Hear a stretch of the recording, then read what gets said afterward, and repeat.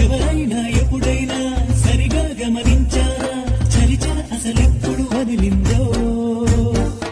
అణువణువు మురిసేలా చిగురాసలు మెరిసేలా తొలిసగుణం ఎప్పుడు ఎదురైందో చూస్తూనే ఎక్కడి నుంచో చైత్రం కదిలొస్తుంది పొగ మంచును కోపం అంటూ తరిమేస్తుంది నేలంతా రంగులు తొడిగి సరికొత్తగా